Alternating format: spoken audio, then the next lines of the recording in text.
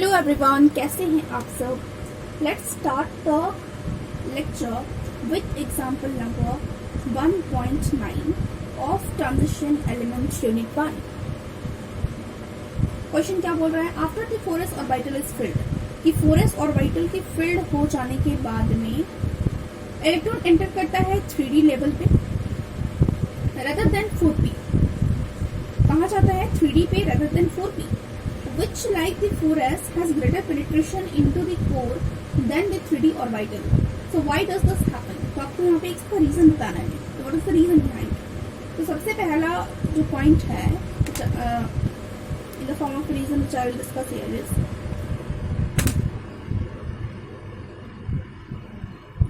कि after argon the 4s orbital, जो 4s orbital है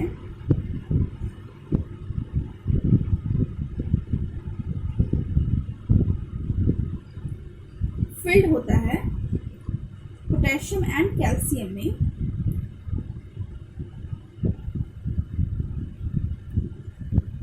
while the nuclear charge increases by 2 unit। तो जैसे ही यहाँ पे हम बात कर रहे हैं 4s ऑर्बिटल का, तो 4s ऑर्बिटल का तो पोटेशियम और कैल्शियम फिल्ड होता है, जिससे न्यूक्लियर चार्ज उनका 2 यूनिट से इंक्रीज कर जाता है। न्यूक्लियर चार्ज उनका 2 यूनिट से इंक्रीज कर जाता है। अब नाउ अगर हम 3d ऑर्बिटल्स की बात करेंगे, if we talk about 3d orbitals appreciably, तो क्या करते हैं यहाँ पे कि penetrates electron density in the 4s orbital and hence are not fully screened by the 4s electron from the enhanced nuclear charge. So consequently their energy drops well below the 4p orbitals. As electrons start entering the 3d orbitals, the 3d electrons exert more screening on the 4p orbitals than on the remaining 3d orbitals. Hence 3d remains the lowest available orbitals. तो इसका meaning क्या है? तो बताना क्या चाह रहा है? ये बताना चाह रहा है कि consequently जब भी जैसे अगर if I am talking about two elements potassium and calcium, तो अगर 4s ऑर्बिटल्स फिल्ड हो रहे हैं तो उनकी एनर्जी 2 यूनिट से इंक्रीज कर रही है। वहीं अगर 3d ऑर्बिटल्स में देखें तो वो पेनिट्रेट इलेक्ट्रॉन डेंसिटी जो है वो पेनिट्रेशन हो रहा है, इलेक्ट्रॉन डेंसिटी पेनिट्रेट कर रहा है 4s ऑर्बिटल्स में, एंड इसी वजह से यहाँ पे जो है स्क्रीनिंग जो है फुल्ली हो नहीं रही है 4s इलेक्ट्रॉन्स के द्वारा।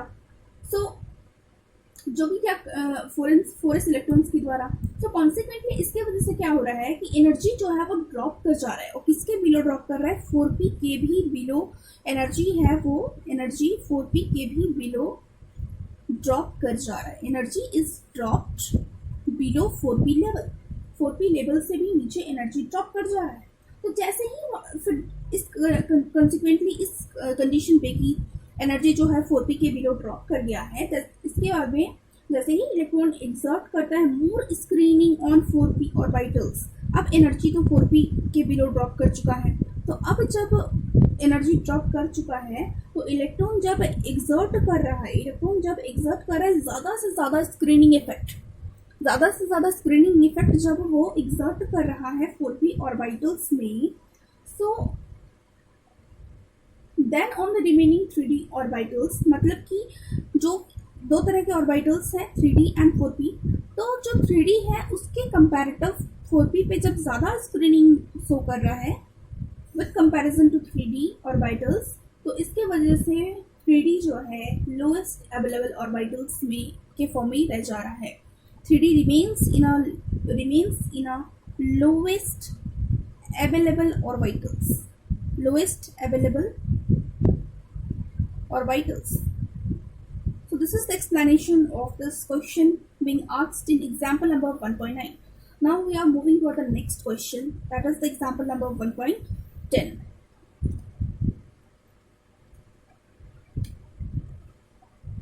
So firstly I will read what the question is saying. Why the element which occur immediately after the transition element are smaller than the expected from simple extrapolation from the group element. तो बोल रहा है कि जो elements जो immediately occur होते हैं, elements which occur immediately after the transition element, मतलब हमारा ये ट्रांजिशन एलिमेंट हुआ, और इसके बाद में आफ्टर जो एलिमेंट इमीडिएटली अपीयर हुए, वो जो एलिमेंट्स हैं स्मॉलर क्यों होते हैं? उनके एक्सपेक्टेड सिंपल एक्सट्रापोलेशंस फॉर्म के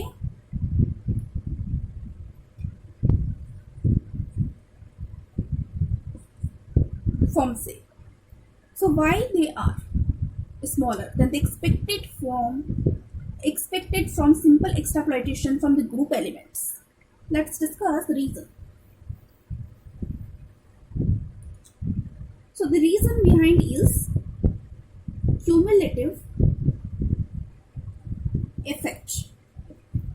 Cumulative effect की वजह से ऐसा होता है. So reason is cumulative effect.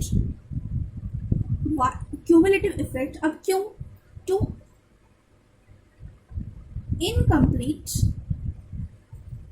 incomplete the shielding which is provided by n-1 d10 electron and therefore effective nuclear charge जो होता है इसकी वजह से the effective nuclear charge felt by the outer electron of the elements from gallium to krypton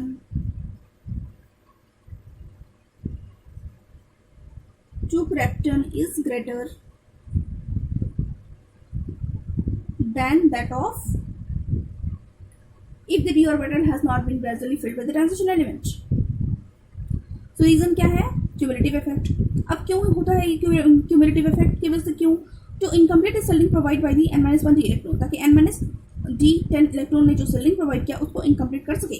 and also एक reason है effective nuclear charge जो कि outermost electron of the element के वजह से क्रिएट हो रहा है.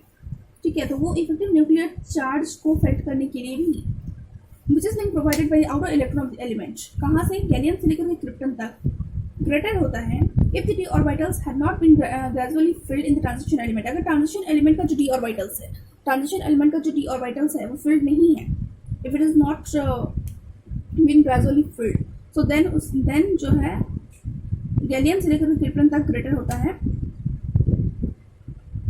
एंड उसको उस इफेक्टिव न्यूक्लियर चार्ज को फिल्ट करने के लिए. So this is the reason of the question above. Example number 10. Now moving for the next question, that is example number 11, 1.11. बोला है कि atomic radii of the element of the third transition series much smaller than expected. यानी atomic radii of the elements of third transition series का smaller होता है expectation से, smaller than what it is expected, and you have to explain it the reason क्यों ऐसा होता है. Atomic radii जो है elements of third transition series का कम क्यों होता है एक्सपेक्टेशन से? तो सबसे पहले the rate of decrease in size along the lanthanoid series भी कम ही होता है, लेस ही होता है than that in the transition series. And since in the lanthanoids the electrons are added in a anti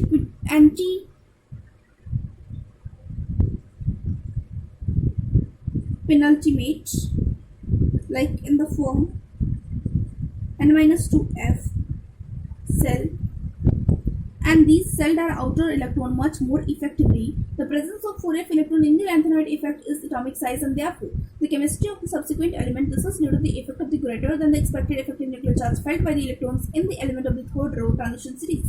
So कहाँ से कहाँ तक? हैफनियम से गोल्ड तक, owing to the insertion of the lanthanoids. So यही इसका रीजन है. सबसे पहला रीजन इसका क्या है? एक वे, एंटी पेनल्टीमेट वे, जिसके थ्रू यहाँ पे इलेक्ट्रॉन्स ऐड होते हैं, जिसका फॉर्म हमने बताया n-2f सेल. और उसके बाद में है रीजन कि effective of the greater than expected effective nuclear charge, मतलब जो यहाँ पे इलेक्ट्रॉन्स हैं, जितना भी इफेक्टिव न्यूक्लियर चार्ज उनको एक्सपेक्टेड होता है उससे कई गुना ज़्यादा इफेक्टिव न्यूक्लियर चार्ज वो यहाँ पे मतलब वो रखते हैं, they have greater nuclear charge than what is expected. तो also is a reason behind कि आपका एटॉमिक रेडियाई भी ज़्यादा होता है, मतलब एटॉमिक रेडियाई जो है कम होता है, स्मॉलर होता है than what it is expected. Question number 12, moving toward question number 12, मतलब एग्जाम्पल नंबर 1.12, इसने कहा है कि एक फिगर इसने दे रखा है basically, that is figure number 1.5, और वहाँ बताना है हमें general trend of decreasing size is reverse toward the end of the series. तो इस फिगर में बेसिकली हमें फिगर कुछ इस प्रकार से, यहाँ पे कुछ रिप्रेजेंटेशंस हैं, यहाँ पे कुछ रिप्रेजेंटेशंस हैं, यहाँ पे मेटेलिक रेडियाई का है और यहाँ पर है ग्रुप नंबर। तो वहाँ पे कुछ इस प्रकार से ग्राफ कुछ इस तरह से दिया हुआ है, एंड उसने कहा है कि ये जो मतलब reverse toward the end of this series में ये जो रिवर्स डिक्रीजिंग साइज है, तो इसका हमें बताना है reason that why it is happening, ऐसा रीजन देना है। सो ट्रेंड का जो वेरिएशन है मेटेलिक रेडियाई का एल्कली में, alkaline earth and transition metal में, तो वो यहाँ पे बेसिकली इस फिगर में शो कर रखा है। एंड जैसे जैसे हम मूव करेंगे एल्कली मेटल से अल्कलाइन अर्थ मेटल की तरफ and from alkaline earth metal to transition element, तो क्या होगा कि इसकी जो रेडियाई है, radii will keep on decreasing जैसे जैसे हम मूव करेंगे। कहाँ से कहाँ मूव करेंगे? एल्कली मेटल से alkaline earth metal, alkaline earth metal से ट्रांजिशन एलिमेंट। तो वैसे वैसे हमें ये जो रेडियाई है ये डिक्रीजिंग मिलेगी स्टेपली। बट अगर विद इन ट्रांजिशन एलिमेंट अगर हम देखें, अगर हम एल्कली से अल्कलाइन अर्थ मेटल आ रहे हैं, अल्कलाइन अर्थ मेटल से ट्रांजिशन में आ रहे हैं, तब तो ये डिक्रीज करेगा ही with respect to comparison to this. But अगर हम सिर्फ ट्रांजिशन की बात करेंगे तो सिर्फ ट्रांजिशन में जो है दिस लेवल ऑफ डिक्रीज, जो डिक्रीमेंट है वो थोड़ा सा कम होगा, it will be slightly less.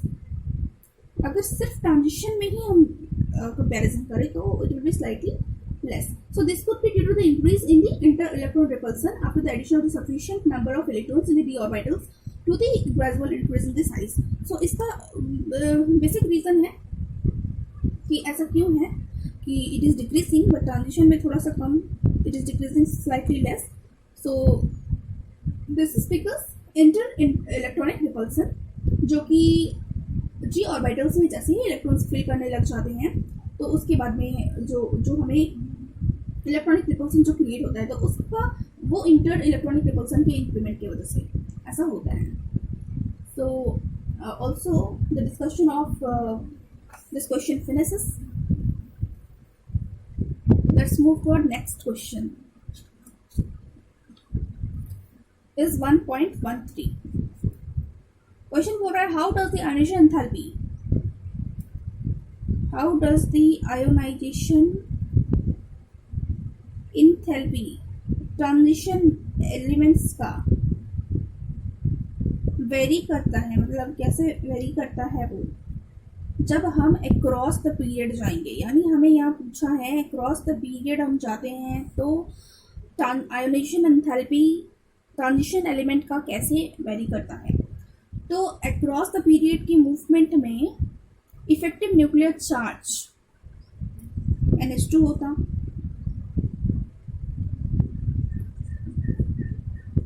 सबसे पहला पॉइंट NH2 इलेक्ट्रॉन का इफेक्टिव न्यूक्लियर चार्ज क्या होता है? इंक्रीजिंग होता है across the period. NH2 electron का effective nuclear charge, effective nuclear charge क्या होगा? इट विल इंक्रीज, जिसकी वजह से क्या होगा, सेल है ये, इसकी साइज श्रिंक करेगी। इफेक्टिव न्यूक्लियर चार्ज इंक्रीज कर रहा तो सेल की साइज श्रिंक करेगी। श्रिंक करने की वजह से बहुत ज़्यादा डिफिकल्ट हो जाएगा वहां से इलेक्ट्रॉन को रिमूव करना। इलेक्ट्रॉन रिमूव जो है difficult, electron remove will become difficult here. It will become very difficult due to this shrinkage to remove the electrons.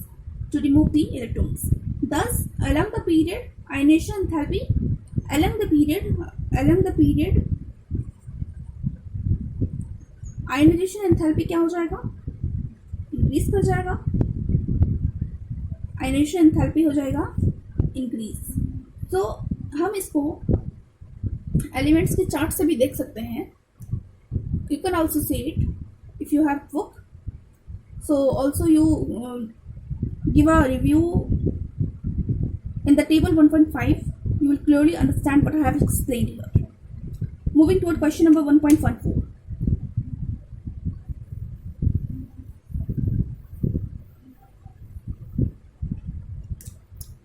Question number 1.14 क्या बोल रहा है कि through the second and third ionization enthalpy जो कि table number 1.5 में given है follow करता है सेम पैटर्न को।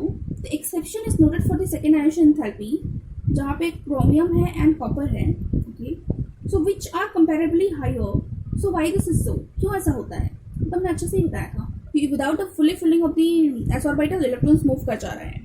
तो ये तो बहुत क्लियरली लेक्चर्स में बताया गया है, फिर भी अगेन हम यहाँ पे डिस्कस कर देते हैं। जब पूछ ही लिया है तो अगेन डिस्कस कर देते हैं reason.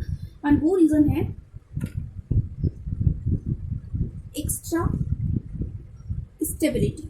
The reason is extra stability of 3d5 and 3d10 configuration of chromium and copper respectively।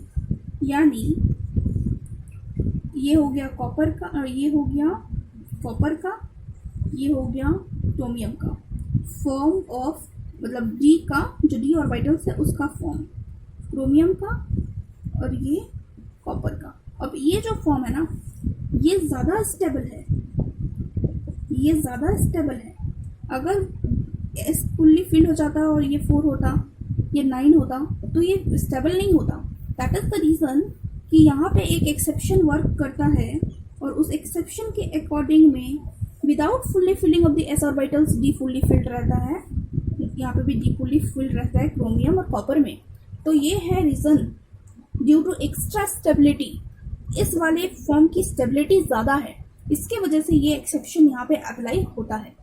And सबसे ज़्यादा क्वेश्चन कॉपर और क्रोमियम से ही आते हैं because it is exception. So that's all for this video. We will discuss the another question in the next video. Thank you everyone. And if you are watching this video for the first time, then please don't forget to subscribe my channel for more lectures